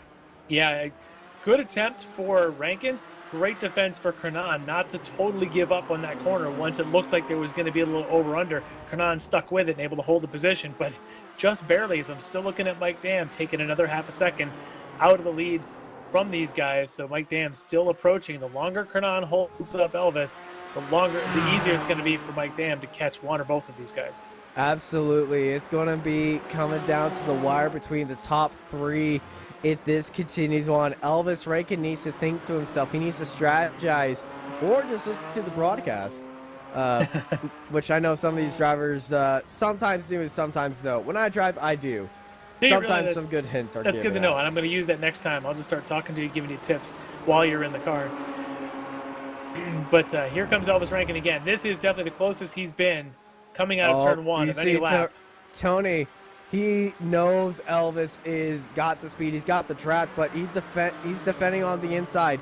There's no over-under move this time. Elvis is going to be exiting on that gearbox. Tony, you need to stay on that outside line unless you want to challenge Elvis Rankin. They're going into the kink right here. And where is Tony going to go? He's going to go tight. Elvis going to go tight as well. Elvis going down to the inside into China Beach. Elvis Rankin is sending it down to the inside. And contact! No, he turns him. And that's going to be a penalty for Elvis Rankin. It easily could be. That was unfortunate because Tony Kernan did everything to force Elvis to go the tight way through that corner and make him have a terrible exit, and then Tony would still be in the inside for 5. Unfortunately, a little bit of contact there between those two sends Kernan around, and we'll get a bit of a replay here. It's a great view from the chopper overhead. Here comes Elvis down that inside. A little bit later on the brakes. Very dangerous move right there for Elvis Rankin. He had all that outside room, and he knows he was too short on the braking zone to really get that in there. The one that's going to benefit from this, I think, could be Mike Dam. Yeah, because if the stewards throw a penalty Elvis's way, Kernan, in gathering himself up, lost that position to Mike Dam. You can see him just behind about 1 second. Now, we know that he's been able to make a pass on Dam, but we believe Dam took tires, and Tony Kernan didn't, so this became a taller order. But Mike Dam, the beneficiary of that, as Elvis Rankin's still at 8.5 seconds up the road, but we're waiting on the steward decision. Tough incident there I'm for thinking Kernan. about a 5 or 10 second penalty for that. It's a cut and dry situation. It's just how it's going to be implemented with the stewards is up to what they see. But Tony Kernan, he's pretty much down 10 seconds to where he was after that contact. So that is pretty much how that one's going to be, and it's up to Elvis to really put the laps down to get ahead of Mike Dam right now. But Mike Dam, he's been putting in some laps. Yes, he has. As he's been running some low 28s while Rankin was fighting with Kernan. Mike Dam just put his head down and said, I just got to stay close, look for opportunities. An opportunity just came his way. And we'll see what the stewards choose. Is it a 10-second penalty at the end, or is it a drive-through penalty, which has been their go-to penalty in these situations in the past? Although those typically are earlier in the race. This is a late race incident with just 20 minutes to go. Interesting to see what choice of penalty the stewards have that they go with. I think a drive-through will cost them the position if that's what they choose. The drive-through will cost them the race, definitely. As you can see that Kernan just struggling to hold pace with Dam on those older tires. The noise you heard was not thunder, I must say. It was my dog being grumpy of thunder. Well, hopefully the little pup's got 25 more minutes left in him before the storm just completely scares him under the bed. Yeah, well, unfortunately, my bed has stuff under it. So if you don't know, my collie is a little bit too big for under my bed. Well, we'll see what this result is. I'm sure the stewards are going to get on this pretty quickly. It's kind of like the Lime Rock Park situation we had last year in the Sports Car Series, where there was contact under a safety car, and we had to wait throughout the entire race to see what happened to Elvis Rankin, who turned somebody while under safety car. That's true. Yeah, I'd forgotten about that one, and that's we just a little while ago we were talking about Elvis Rankin when Bobby Charles in here that Elvis doesn't make a lot of mistakes. If there's one, it's these racing incident mistakes that he gets a little bit too aggressive. He gets a little bit too aggressive at times. Yeah. Like, he is very patient at times for somebody his age. But, you know, when the opportunity comes, he will get a little, you'll get that little adrenaline kick under you. And you don't really just want to just strike at it. But Yeah. Mike Dam is putting in faster laps than Elvis Rankin. Just Well, barely. Mike Dam, if anybody needs a win right now, it's Mike Dam. He's had a bunch of seconds, even had a win earlier in the season. But here at this point in the season, race 6 out of 8, to get a win tonight for Mike Dam, if Elvis is assessed a penalty and pushed back, puts Mike Dam essentially back up on par with 2 races to go with Elvis Rankin. So this would be absolutely his dream point. And for Kernan to get on the podium, potentially a second, depending on, again, how the penalties shake out, would be a really great finish for him as well to further solidify his current podium position on the season points. Look at Schwenke just pounding the back of teammate Hartley. Oh! That's interesting. There you go. Incident involving 1 in 84. That is the Rankin and Kernan incident. No action. Oh no, and Hartley's gone wide. As Jeff Jacobs makes his way around, but Hartley had gone wide. They're giving the spot to Schwenke. So Schwenke able to do it. I am surprised by that. It looks like a little late on the brakes. The car kind of goes understeer through the corner. It just can't quite hold it as it understeers right off the track into the grass. Luckily, doesn't take Schwenke out. And able to return and continue. Not over yet. He's still within that 1 second. But Jeff Jacobs currently 6th in the field after leading a few laps earlier. There's Hartley, recovered well. And there's Elvis Rankin. So right now, the stewards say no action needed. He's going to maintain this lead. And I tell you, these interviews into the race are going to be fascinating, aren't they? Yeah, I'd probably... Elvis is going to probably apologize for getting contact anyway. He knows when to own up for his mistakes. I feel like this is going to be a post-race action, going to be handled not during the race, so there's no controversy for us to handle. But currently, right now, with that decision, yeah, we'll see. I'm very surprised by that. The same here as well. Yeah. 9 times out of 10, that's a position. And Mike Dam has fallen down to 3rd. Mike Dam's off the track. Tony Kernod's back into 2nd place. And Elvis Rankin's off the track as well. Mike Dam is off. There's all kinds of things going on as Dam here, as he approaches. Oh, too much mustard. And over-rotates the McLaren. And that wide rear end not helping itself slow down. That's the same spot. We just saw Hartley do the exact same thing just a lap ago. As Dam losing his spots then to his teammates, Schwenke and Hartley. That's a rough go for Mike Dam. Now, and he's 2 seconds behind them.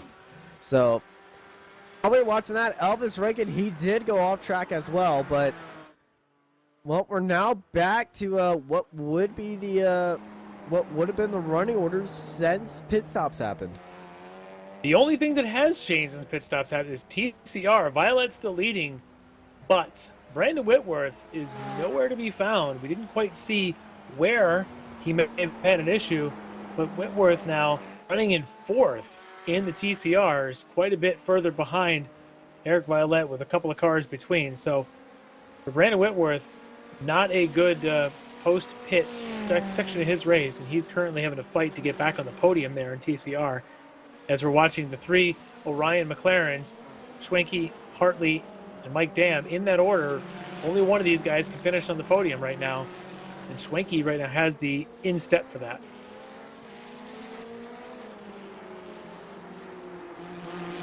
So Hartley and Dam both just went off. Do you think it's something to do with these McLarens late in the race? They become harder, the brakes worn? What's your thoughts on why we've seen 2 of these guys make the same mistake? Yeah, it's very rare to see these guys make a mistake, but it's later in the race. It's an endurance race. You get a little bit tired, you get a little bit held up. You hear thunderstorms outside, and you kind of get a little bit antsy. Yeah, it seems to have affected a couple of those and benefited the likes of Tony Kernan and as well as Travis Schwenke was able to get in front of these teammates just a few laps ago. Schwenke was sitting in 5th. Now he's the man in 3rd, leading his teammates. So good job for Schwenke. Right now, sitting in a good position to finish on the podium. He's going to get quite a push here. We got 15 minutes left or 13 minutes left in this race. I don't think this one's over between Hartley and Schwenke. Oh, it's beyond over.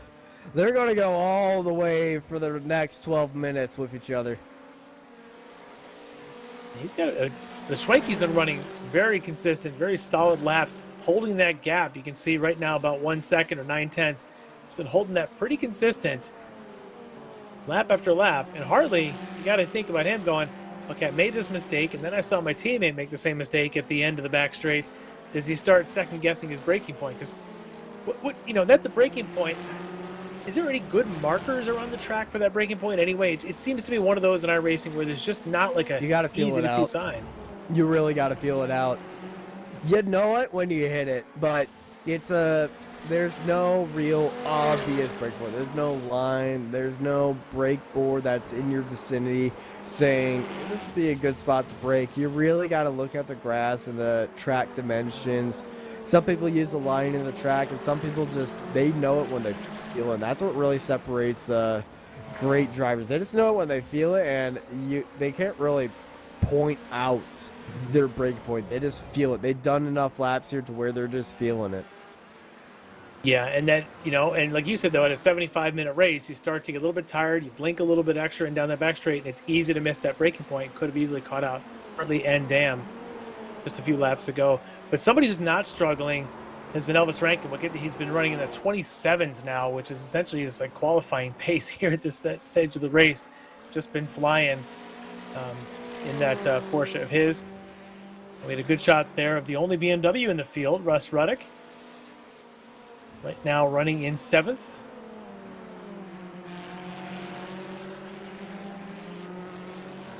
These guys, Hartley continues to just try and stay with Schwenke. We have seen him closer. He's not quite there yet. Half a second's okay, but we start seeing down in the 2/10, that's when you know he's about ready to make a move. And Mike Dam has not been able to keep up with these guys. Yeah, Dam after his spin. Oh, there's another spin. Oh, and there goes Dam just as we say it. He's back in the grass. We'll catch up with him in a second. Yep, same spot as another DTD car went off right there of David Payton. This is going to be identical incident. Too wide, got into the grass and into the gravel. Yeah, you're right. Into the wall. That's the only difference between he and Payton is Payton was able to keep his from hitting the wall. Unfortunately for Mike Dam, he does touch the wall. It takes a lot of time. That's just this race has just gone from being his to win to suddenly he'll be lucky to finish even in the top 6 at this point, as that car may have a little bit of damage on it. But as we continue, it's still Hartley and Schwenke 4/10 apart. Schwenke doing everything he can to hold off Hartley. One of these guys could get a podium. Indeed, a podium is still in play for both these drivers. Travis Schwenke currently into it, but he's got to watch behind him. These McLarens are the second heaviest car in all the GT4s, but they're a little bit more stiff than the BMW. Yeah, they look like they're a long car. They kind of move around a lot. Like you're always trying to, you want to get it to rotate, otherwise it pushes. And once it does rotate, it doesn't look like it wants to stop rotating nearly as quick and nimble as the Porsche we had seen. The Porsche is rear-engined, and so it's really flicky, and it knows how to handle a corner. The BMW is front-engined. Very understeery, but very predictable. The McLaren is mid-engined, and that just really confuses the entire system. Well, the Porsche's mid-engine too. Remember, it's a Cayman, not a 911, so it is there, but its balance is very good. It's probably why it's so quick and nimble. Where these McLarens, they're a long car. If you said you've driven one of them, you know the car. They're not the shortest car in the field. My Camry is about the same length as this. So you're used to a nice long vehicle. Yeah. Not in my single-seater days. I was used to a very short vehicle, but You know, McLarens are very flashy. They really go. They know how to go, but you know, sometimes that long car feel really makes it a bit more flashy. That front nose, I gotta say, could be a bit shorter.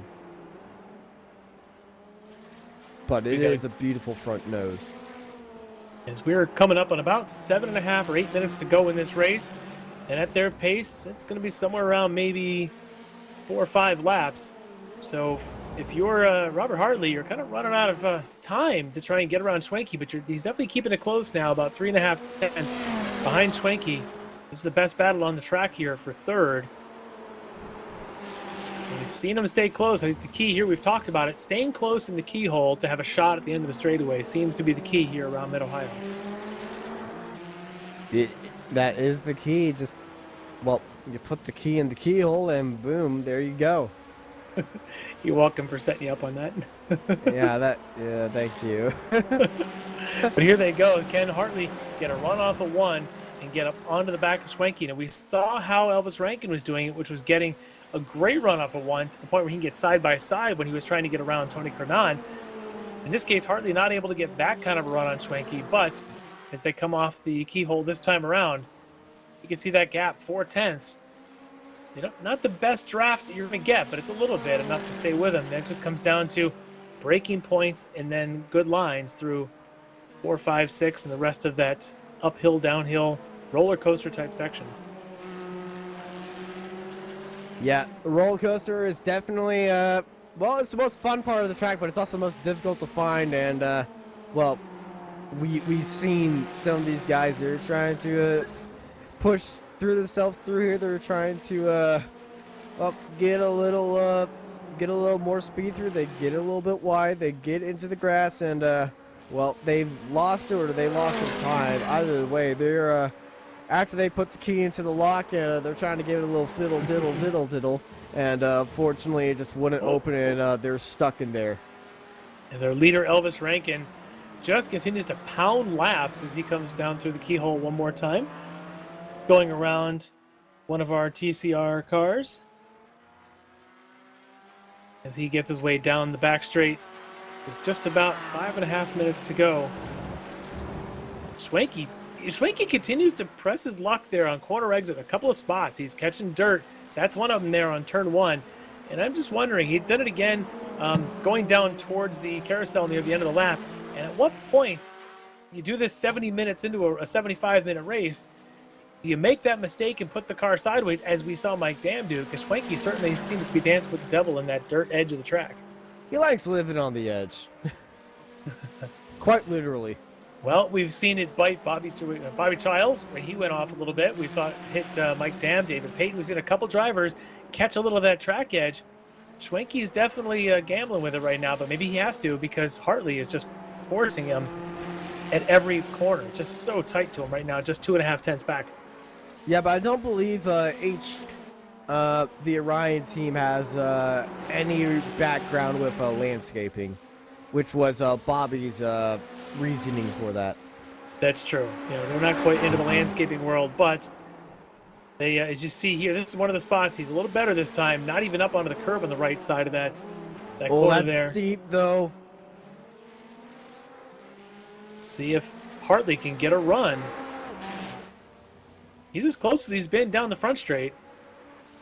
As they turn through 1, if he can get a run in 1. I like using a little bit of that curb in 1. I don't know about you, but that apex curbing, I like using that, but not too much. But no. I stay away from that. I stay away from that like, well, I just stay away from that just like any sort of bad thing for me because Mike Dam, oh no.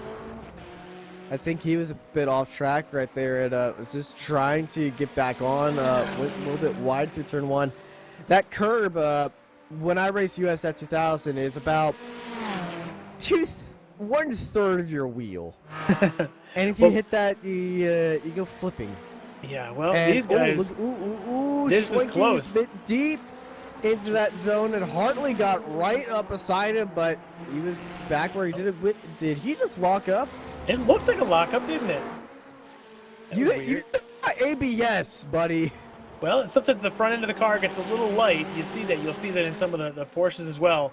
Front end just being a little less weight, they will lock up just a touch. But didn't seem to hurt Schwenke. Schwenke, though, is definitely looking in his mirrors as he came down that back straight and turned up towards turn 5.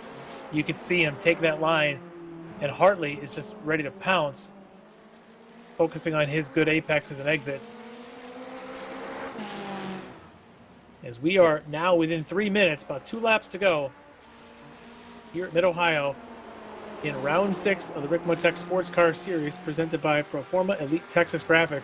And these guys on this Orion team, through all of what's been happening in front of them, have been slowly moving up. Schwenke got to make it around this track. Got about 5 miles to go.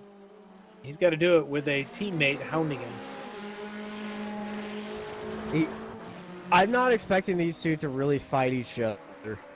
They're on the same team. They're going for that team championship points. Elvis is being Elvis, 20 seconds in the lead. So even if there was action post-race, I think Elvis would have just stayed in the lead anyway. So I think it would seem, certainly with that 20-second margin he's holding now, that any sort of 10 or 20-second penalty, he's going to be able to serve it and hold his ground. But Kernan, again, started this race in 3rd, pressured the back of Mike Dam for a while, had a couple of battles. He's currently 2nd. Schwenke and Hartley are not done yet. We've seen good runs out of Jeff Jacobs, currently in 6th. But over in TCRs, we've got about 2 laps to go. That leader, Eric Violet, has led this thing start to finish. But the guys in 2nd now is Andre Saunders. Haven't talked about him very much. And Scott Brooks up to 3rd. These guys are in position for podium. Do you think they know that it's a podium for them because they can see it on the relative where they are in class? But Austin, you've been in that position, podium coming your way in a TCR. Are you just a little nervous in the last lap? What are you thinking?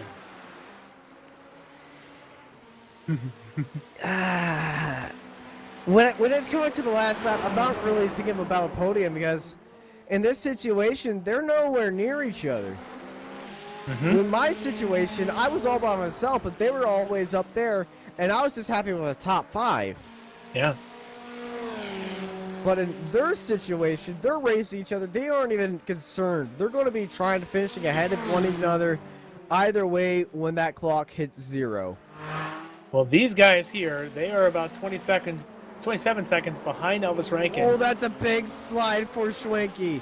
He has overcooked his tires. Those tires are really hurting himself, and Hartley's been a lot smoother now. Elvis Rankin comes across the line, white flag in the air here at Mid-Ohio. Elvis has just got to bring it home. One more lap, 2.3 miles, 13 turns. Just got to get around here. Tony Kernan, as he approaches the white flag now, as he comes around to that carousel. But this is the battle. Schwenke and Hartley, the teammates, continuing as they're now in the carousel. They'll have one more lap to go. And if you're Hartley, like you said, maybe they're not battling, but if an opportunity presents itself, we've seen he's going to go. Schwenke slid that car a couple times. He's probably checked his relative. I think he says that there's an incident. I'll be able to own up to it. He's probably going to go for it. Oh, he's definitely going for it. Look at all the grass he just kicked up right there. Hartley is going for this move on Schwenke. He's going to set up for the end of the back straight. Decided not to pop out there going into the keyhole, trying to get the exit. But Schwenke, I think, had a pretty good exit run of his own. He does, but remember, Schwenke's been struggling with this section. Hartley's going to try to force it for a eventful end. Looking down to the inside, trying to fake out Schwenke. Schwenke very early on the brakes to Hartley as Elvis Rankin enters the carousel for one last time, and he's going to do it behind the 72. It's probably just get ahead of me. I just want to finish this race right here. At the end of his race, he won't even have to go around again. But Elvis Rankin, little flash of the lights, and Elvis Rankin wins at Mid-Ohio. Another win for Elvis here in the Sports Car Series. We're going to see Tony Kernan now. Can Tony bring it home for a second place finish? Just two more corners to go for Tony Kernan. An eventful night for him, an exciting night for him. I'll be interested to talk to him as well in a minute. But Tony Kernan's going to come home with a second place, and you can see him in the distance there. Schwenke, Hartley. Hartley just not able to get around him. That one little break, late braking going into the turn 5 cost him, and Schwenke will take advantage and take home the podium for Orion Racing. And Mike Dam, boy, you got to feel for him. Rough night for him after what we thought was going to end up being a race coming to him, certainly a podium. Ends up a 5th place for Mike Dam. As our leader in TCR out there now, that's Eric Violet, has led this thing start to finish. And right behind him, back there, is already finished, in fact, has been 2nd place Andre Saunders and 3rd place Scott Brooks. So this should just make it official for Eric Violet to take another win and extend his lead in the points in TCR here in the Ricmotech Series. A win for Eric Violet. What a dominant performance right there. And for Whitworth, you know, what a rough night. Had a whole first half of the race on Violet's tail. Didn't see what happened to him. Something happened. Yeah. Unfortunate. But, all right, well, with that, we've got our winners. We'll let these guys do a cool-down lap and line up. And we will take a quick break and come right back with driver interviews and results here in the Ricmotech Sportscar Series presented by Performa Elite Texas Graphics. We'll be right back. Ricmotech high-performance sim racing equipment. There's only one place to go, ricmotech.com.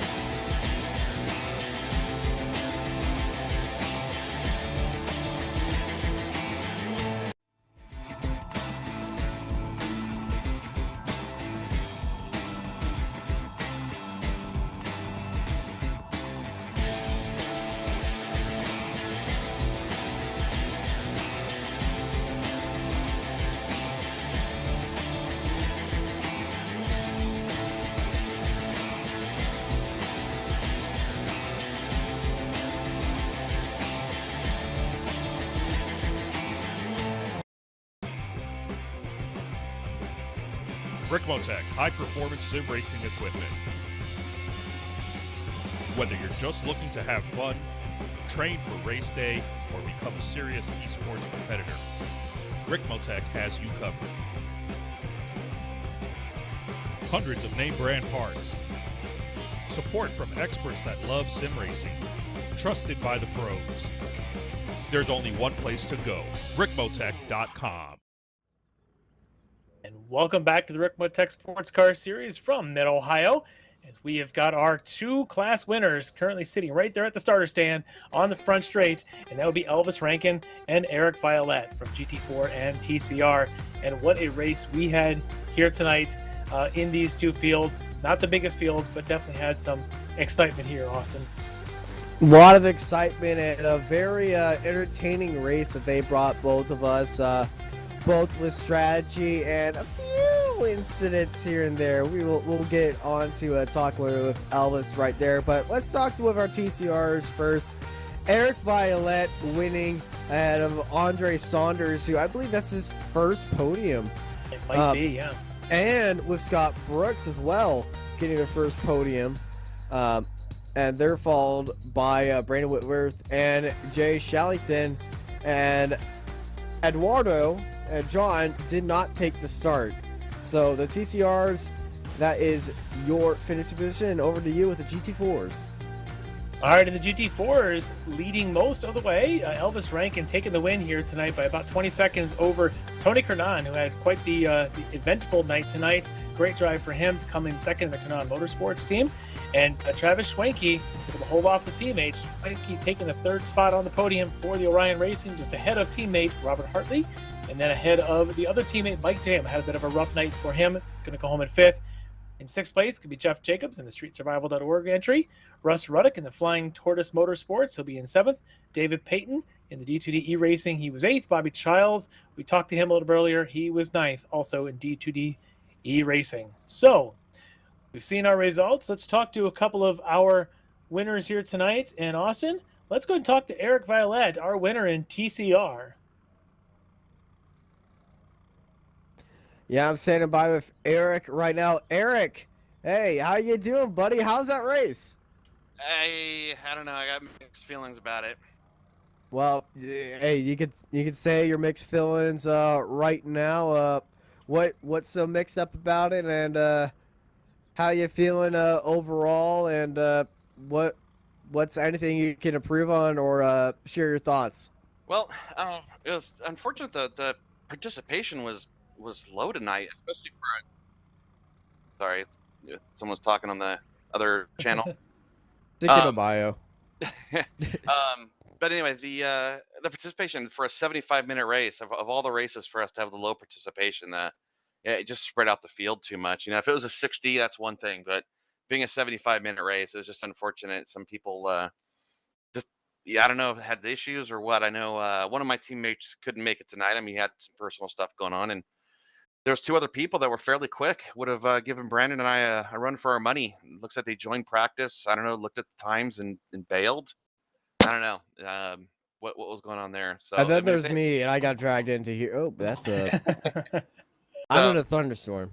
yeah, and then I had another teammate. He's out in Texas. There's a thunderstorm. He goes, the connection's all wonky. He had to bail. Mhm. And then Brandon and I were gonna have a great battle. I mean, we were not taking it easy. I knew if Brandon got by me, my race was over because once he gets by, he's just gone.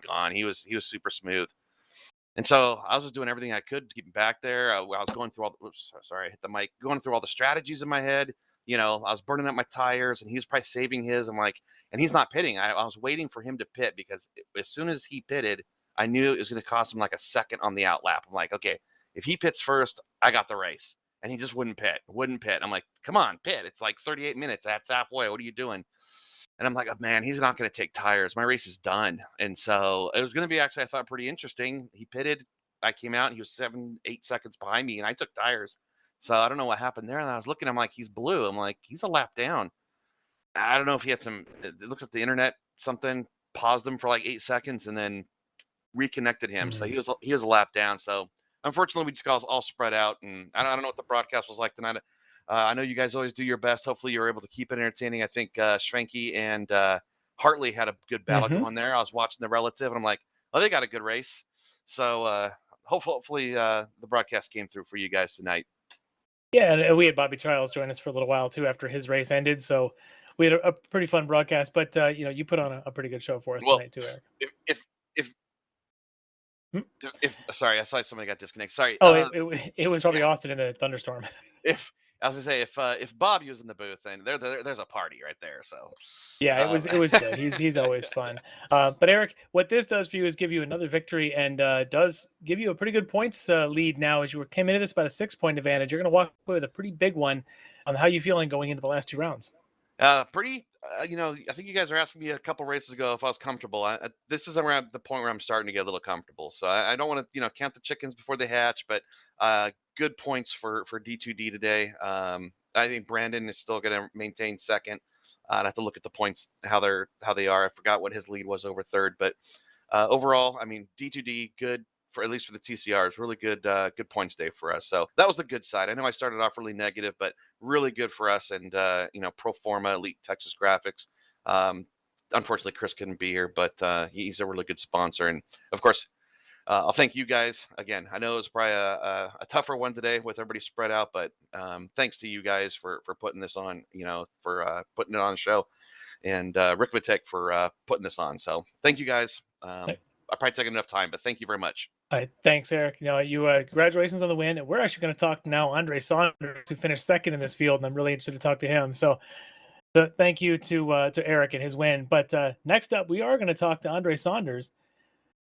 We'll bring Andre into the room here. There we go. So I am now with Andre Saunders, who finished in second in this TCR field. Andre Saunders, you came in with a couple of 5th places. You find yourself going home in second. Walk me through your race and what your feelings are. I am happy right now. I know it was given to me because Brandon and Eric were way out front. I appreciate it. Any little podium will work for me. Basically, I just tried to stay as calm as possible, tried not to make mistakes, and just try to run the race as best as I could. And this kind of track, it's a really good strategy. We saw a lot of guys tonight throw away their races by putting themselves in dirt coming off the end of near China Beach and some other spots. And, yes, there may have been other battles, other things that went on that may have helped you along, but certainly a second place podium finish is nothing to shake a stick at. So congratulations on that. I see you just kind of jumped into the series a little bit mid-season. It looked like a couple of races, some DNSs. So you enjoying this field, this TCR, and hoping for some more competitors? For sure. My thanks has to go out to Eric. His videos really help getting me understanding the car. I kind of like this car. It's growing on me. Hoping to drive it a little bit more. Also, I have a mental coach, Omar Veras, that's been really good to me. So I'm just trying to do as best as I can and just hopefully reproduce what I've produced tonight. Well, congratulations on this great finish, and I'm sure there's still more to come. And you're absolutely right; those guys are so helpful. It's a great series, and I'm glad to see participation up. I'm glad to see a good race for you tonight, and to finish up in second. So second place finisher in TCR, Andre Saunders, and we'll see you next time out. Yes, thank you so much. Thank you guys for doing the league. Thank you to Kevin, everybody, Ricmotech. You guys have a wonderful night. Thanks again. Thanks, Andre. All right, with that, let's switch over to the GT4 side of things, and I'm interested for this one. Let's talk to Elvis Rankin. Elvis, our winner tonight in the GT4s. Get him in here in a second. All right, and we've now joined by Elvis Rankin. Elvis came into tonight with a pretty big points advantage, got it on pole, started pulling away early, and then Elvis, walk me through a little bit of the incident that came together with you and Tony. Oh, I don't know. It was just me trying to get around him, and in a couple previous laps, it was just defending in the corners and doing some things that I did not think were on, and I thought I was there, and I was just ran out of road. I had nowhere else to go to the right, so racing incident. Yeah, we're gonna see what happens after the fact, but yeah. Okay. Yeah, it was up, but you definitely then had the pace. So once you were able to get on by, we were watching lap times, just laying down near qualifying laps there. Looked like you got into a pretty good groove. Traffic at all get in your way, or were you just able to pick your spots? There was just one car that was blinking out pretty bad, but besides that, it was pretty smooth sailing with the traffic, pretty easy, and yeah, pretty easy race. Yeah, and you seem to, like I say, the car got faster. Did you take on the new tires at the pit stop? Because we don't think that Tony did, as your other rival. It may have led to his pace being down a little bit. Well, I took 4 tires. Just I thought I had the gap, and I didn't have the gap, so I had to overtake him, and I knew it was going to be all right. And I probably, if I was to guess, he was on 2 tires. I wouldn't see nobody taking 0 tires in this car, but you never know. The strategies vary. So, yeah, it could be 0 tires, could be 2 tires. I just personally took 4. Okay. Well, it definitely worked out for you, as a lot of your other competitors seem to struggle putting tires off, and gave you another win here in this series. And with 2 rounds to go, it's getting closer for you in your first season of the series, driving for the Apex Racing team. So another fantastic win for you, Elvis. Who do you want to thank tonight? Yeah, for sure. Want to just give a quick big shout out for racing, the whole racing industry. Today, Bobby Unser's passing away. It's one of the greats. So for sure, that's one of the things that's up there tonight. But yeah, I want to thank Apex Racing Team as usual, and just whole team, everybody that's supported me and just helping me with them. Those guys, thanks to them. Team sponsors: SDK Gaming, Apex Racing Academy, Virtual Racing School, and Simputers. Thank you to those guys for just keeping our ART cars running out front, and we couldn't do it without our sponsors. I want to thank Alex Simpson from Apex, just team manager, team owner, so thank you to him. I want to thank my mom, dad, grandma, grandpa, and anybody else that supports me on track and in sim racing, but those guys especially, thank you to them. And then Mark from HPP, just for helping me out with anything in sim racing, pedals wise, so thank you to him. Extreme 99, Ricmotech for sponsoring the league, and then just the admins, of course, Kevin, Jeff, Ryan. Thank you to those guys for putting this whole deal on.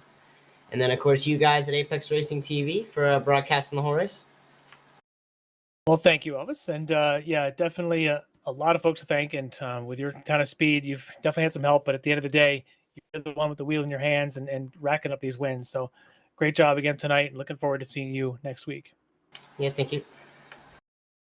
All right. So with that, unfortunately, Austin had a little bit of a lightning storm hit him where he is. So let's take a look at what's coming up next in the Ricmotech series. We should be on for next week.